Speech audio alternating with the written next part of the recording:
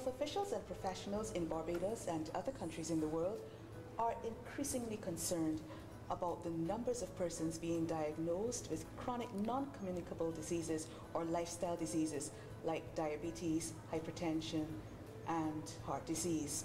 In Barbados, the Ministry of Health is targeting school-aged children and other young persons and encouraging them to make healthier choices for their meals. But of course, it's always easier to eat healthy if you're eating tasty food. And Chef Derek Went has a lot of ideas about making healthy foods tastier and using Caribbean foods. Hi, Derek. Hello again. Yes, it's great to be here. What are you doing this evening? Well, considering how much valuable information is associated with all our locally grown vegetables and the fact that a lot of people don't know what to do with them, and if they do something with them, it's often not well done, overcooking and so on, I thought I would just sort of give some guidelines as to how to handle a variety of different vegetables, how to put them together in very simple ways, and give ideas of how the process of making different meals out of the same array of ingredients can be done in a very simple, straightforward manner. So what I'm going to do is just show how to cut up and handle the vegetables in the kitchen to give people an idea of how it is that they can make the experience in the kitchen a lot more pleasurable and a lot more healthful. Okay, well, I see that you have a whole array set of things here. Is this easy for young people to do? Very, very easy. Once you understand the basics of how to handle a knife, I mean, you don't expect a child to handle a knife this big, but I will sort of give some guidelines as to how to perhaps treat the knife with a little bit of respect and manage it.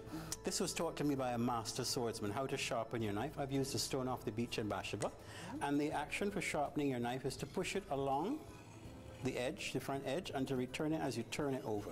So the motion is just a rolling motion. That is something very simple to master, and anybody can do it with a little bit of practice.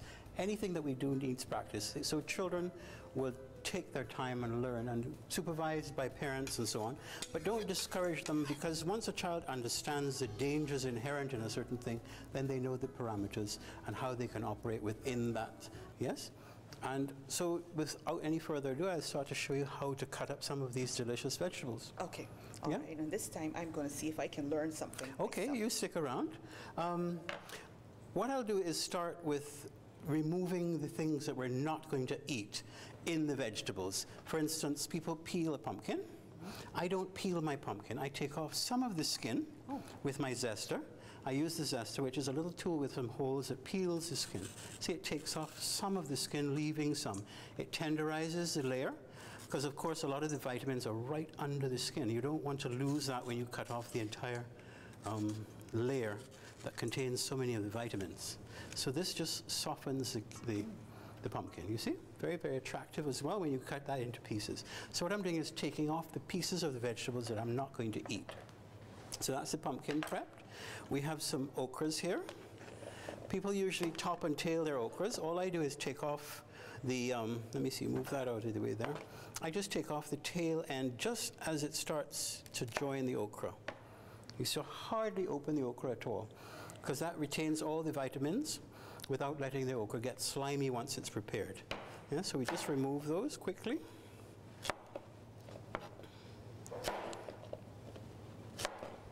And I don't take off the tips.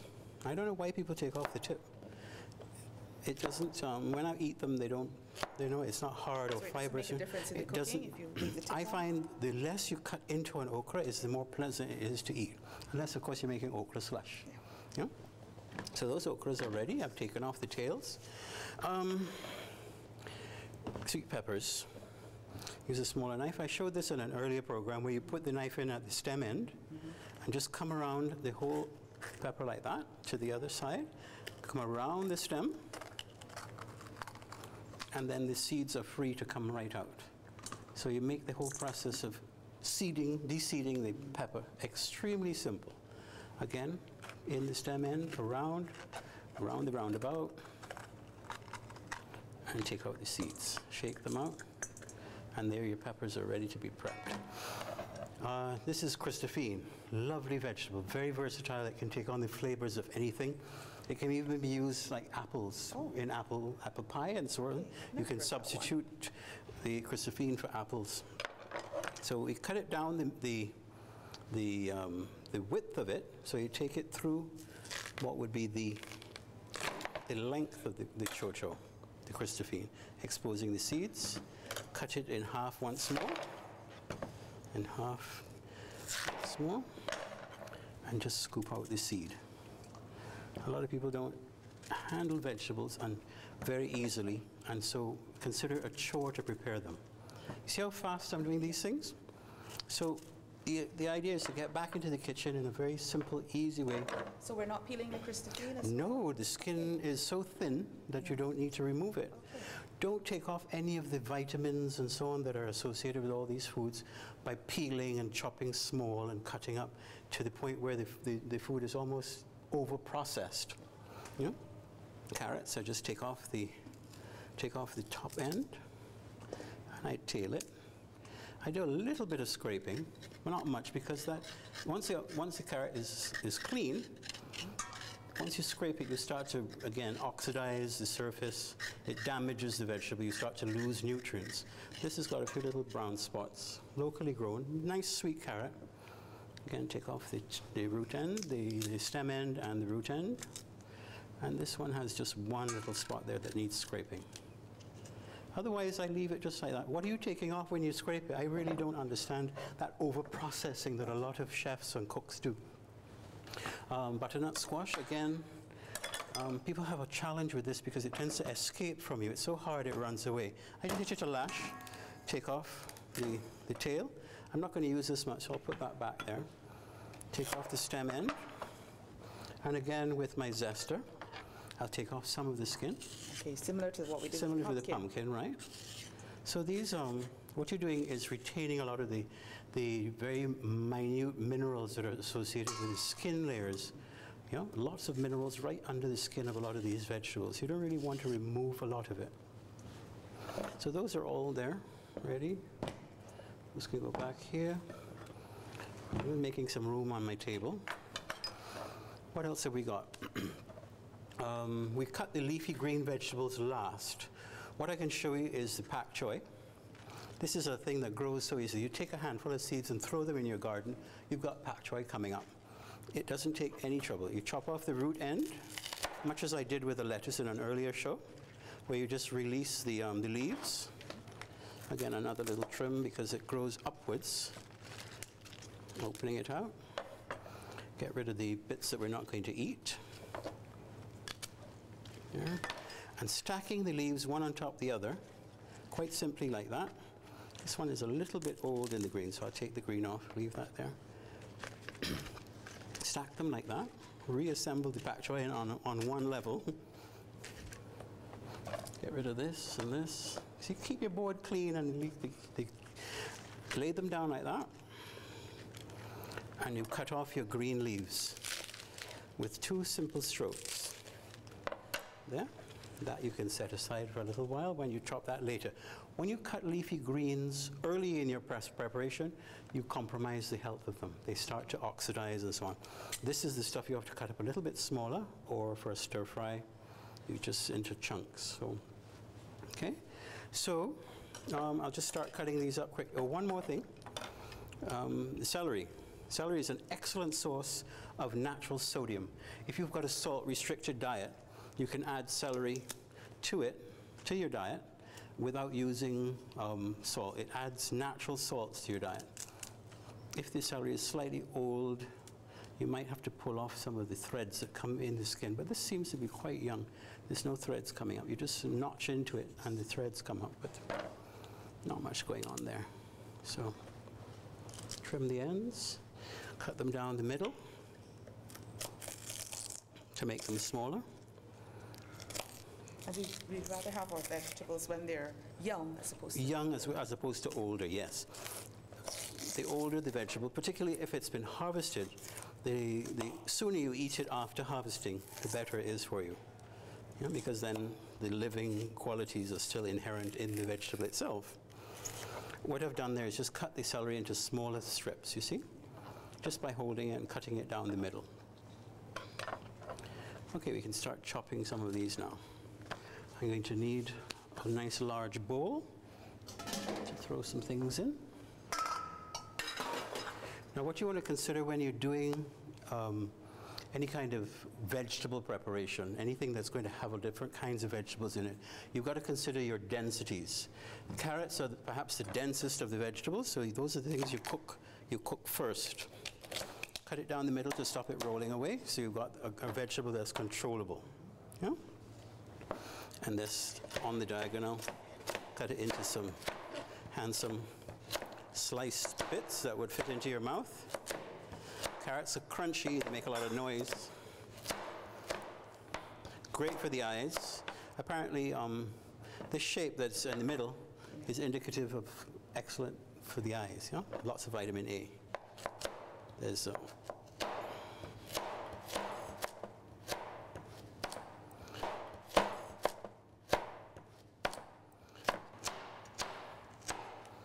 But anyway, here we go. Again, we can cut the butternut squash to prevent it from rolling away. Again, you know, you can control it that way. The problem with butternut squash is it's so hard when you try to cut it into circles, it can get away from you. So we got some lovely half moons happening. These are going to cook at the same time. So they can go together in a bowl. The idea also when you're cooking them, things like this, you've got to cut them into pretty much the same sizes so that they cook at the same rate. We'll put those in. Those, as I say, will cook at the same time, so they go together. Pumpkin, make it into some nice squares.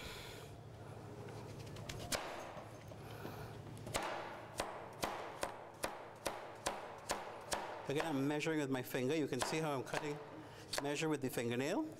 The finger is tucked under, and it just measures the distance to which the knife will cut. That's a very simple method. Again, chop, chop, chop.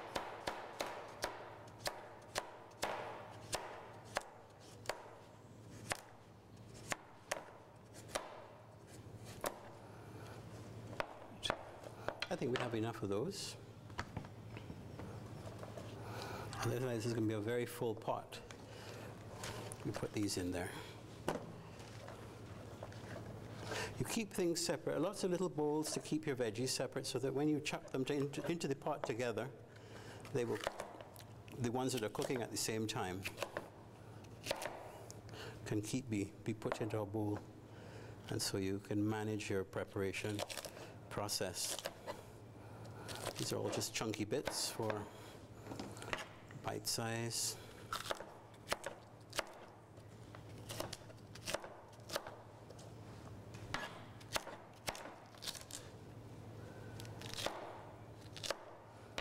And get rid of these. Those will cook at the same time as the pumpkin, so they can go in there.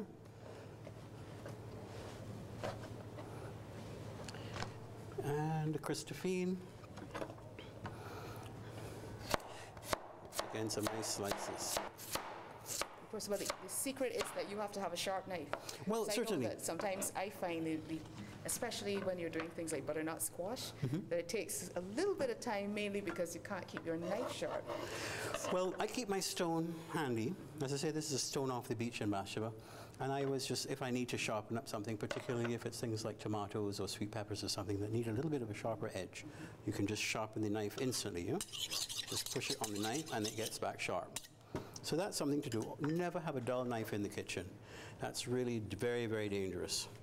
These now can chop as well. I'm going to just chop them into 3 pieces. Bite size. Those okras, the Christophine, and the pak choy stems can cook at the same time. These are the little ones. Some celery here. Celery can also go in with those. So we chop the celery at the same time.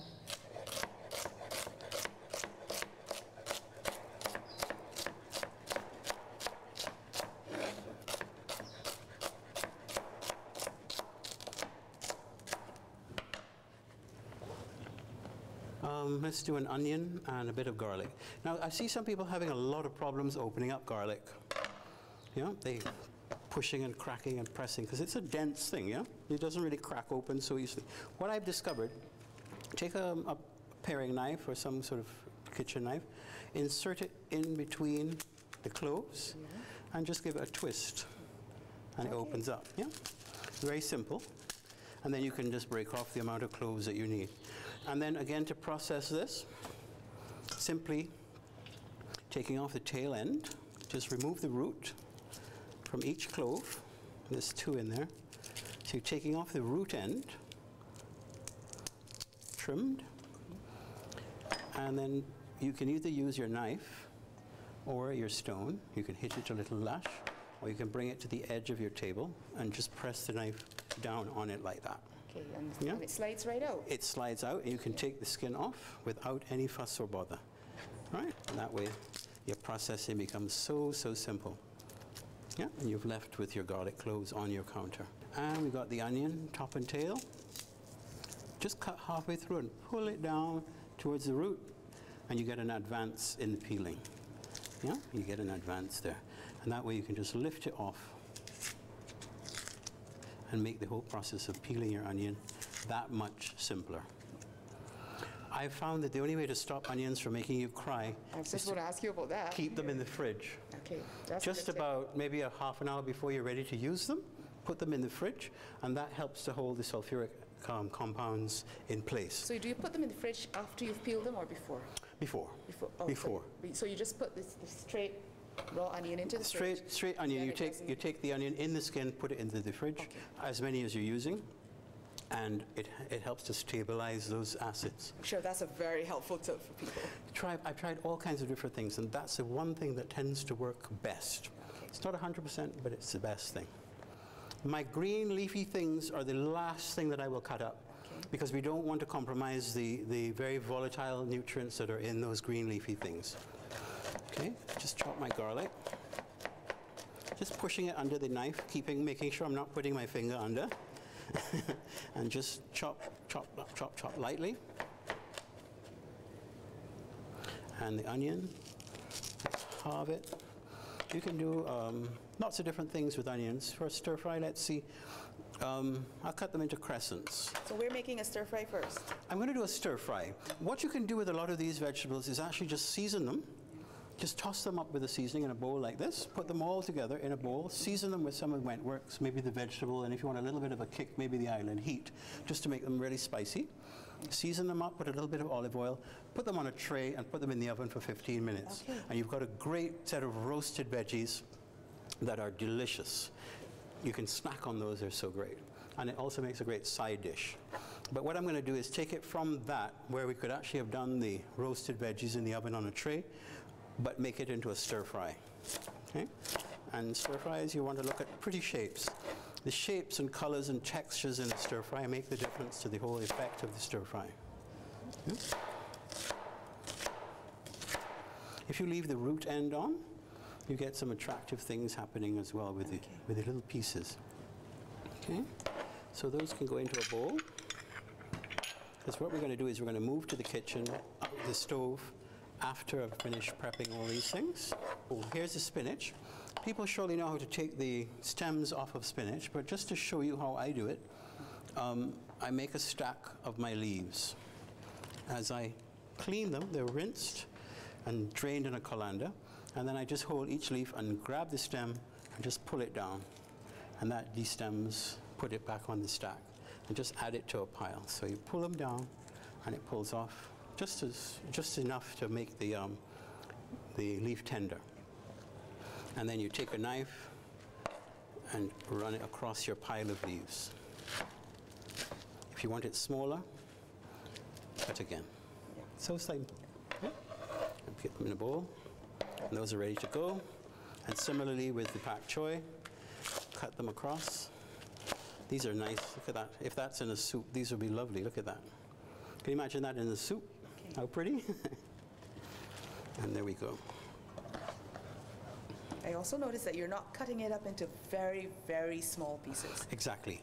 You don't want to overprocess your vegetables. Otherwise, you compromise the nutrients in them. So keep the skins on as much as possible. As much of the skin on. Keep the pieces as large, especially with green leafy vegetables. Especially with the green leaf. Because those get so soft, you don't need to be concerned about the size of them going into your mouth. And of course, we are trying to also, it's not only about being tasty, but it's about being healthy. Healthy. And an important component of any meal is the vegetables. Ideally, we're supposed to be eating about 60 to 70% raw food for optimum health. And most people, even I, don't do that.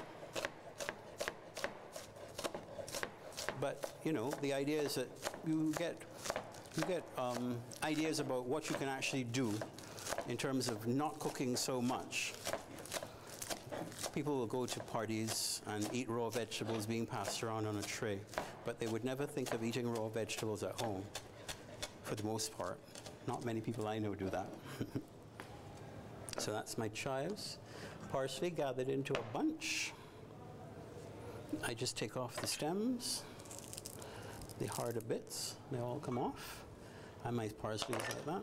I chop it in with my herbs. Again, a quick rough chop, you don't need much, because they're going to cook down into small, tender bits. One left off. And we put that back in the bowl here.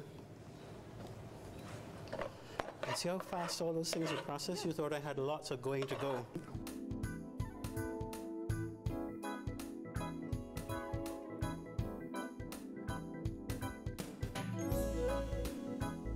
Okay, so the first thing we do is put a little bit of oil in the pan. It is a stir fry after all. Not much. Pan is very hot. You want a hot, hot pan for a stir fry. First thing to go in are the garlic and onions. Your stir fry pan must make that noise when it's ready. If it doesn't make that noise, it means it's not hot enough. Just swish those around a little bit in the oil. I'm also going to add a little bit of my seasoning to this pot as well, just to flavor it. So just a little bit of herb.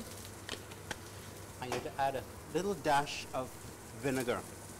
What this vinegar will do is sweeten the carrots and the butternut squash. You know? Just a little bit. Putting in my celery, pak choy, okras, Christophine.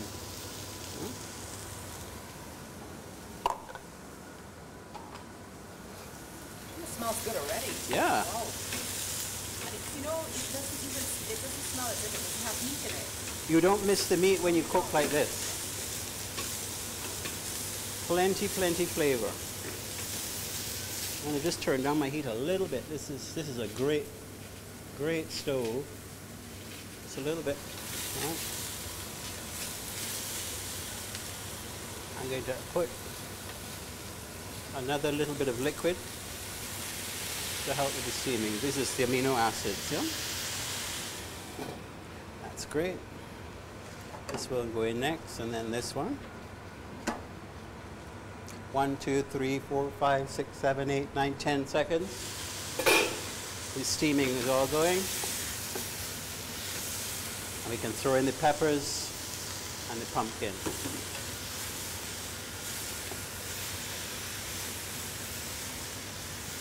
See how pretty that's looking already? Now if you wanted to put meat into this, you could, at the point of the garlic and the onions, add the raw meat, raw seasoned meat. You could put, if you're going to do fish, you put it in at about this stage. So I'm going to put these in. This is my lettuce, my spinach and pak choy greens.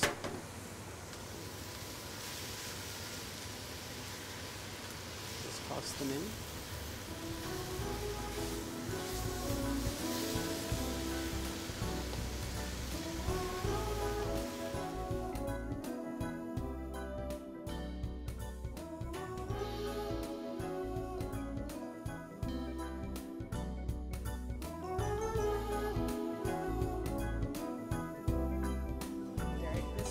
Stir-fried vegetables smell so good. Smells great. So we're just going to have 2 young people once again, because of course we're trying to encourage young people to eat more vegetables, eat more healthy food. Yes. And we're going to have them taste it. And well, they told me that normally they don't like a lot of vegetables. So this is a big test. We're putting them to the test. Yes, to see if they can actually say that vegetables taste good. I'll even put an okra in there for them. Well, I can tell you I don't like okras I know. myself. I've actually gotten children to eat okras, you know. The nicest way that they tend to enjoy them is if they're grilled. Okay. Yeah? I think that's enough for them to try. Yeah. Okay. Okay, so If you just put them in some seasoning and some olive oil and put them in the oven without taking off and grill them. I promise I'm going to try it. Because that's the only vegetable that I actually don't. Right.